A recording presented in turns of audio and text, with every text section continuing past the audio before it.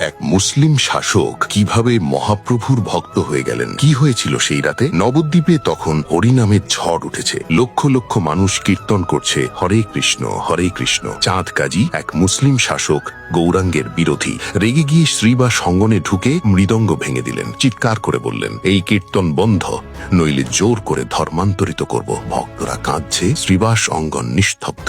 কিন্তু তখনই রেগে উঠলেন গৌরাঙ্গ মহাপ্রভু। হাজার হাজার ভক্ত হাতে জ্বলন্ত মশাল নিয়ে বেরিয়ে পড়ল মিছিলে। অন্ধকার রাতে উঠল একটাই ধ্বনি, হরে কৃষ্ণ হরে কৃষ্ণ। মিছিল পৌঁছালো চাঁদ কাজীর বাড়ির সামনে। দরজা বন্ধ, কিন্তু প্রভু হেসে বললেন, মামা।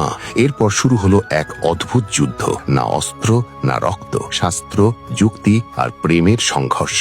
মহাপ্রভুর প্রেম আর যুক্তিতে চাঁদ কাজী গলে গেলেন। সেই রাতেই কাজীর স্বপ্নে আবির্ভাব, নৃসিংহদেবের ভয়ঙ্কর রূপ, জ্বলন্ত চোখ। কীর্তন বন্ধ করলে তোমাকে ছিঁড়ে ফেলবো। চমকে উঠে কাঁপতে লাগলেন কাজী। পরদিনই ছুটে এলেন প্রভুর কাছে, কেঁদে পড়লেন চরণে, প্রভু আমাকে ক্ষমা করুন, আমি আর কখনো বাধা দেব না। শত্রু থেকে ভক্ত, অন্ধকার থেকে প্রেম, এটাই গৌরাঙ্গ মহাপ্রভুর করুণা। শেষে শোনা যায় প্রভু নিজেই তার সমাধিতে একটি কাঠ গোলাপ গাছ রোপণ করেছিলেন। আজও সেই স্থান মায়াপুরে পবিত্র দর্শনীয় তীর্থ। মহাপ্রভুর ভক্ত হলে সাবস্ক্রাইব করুন।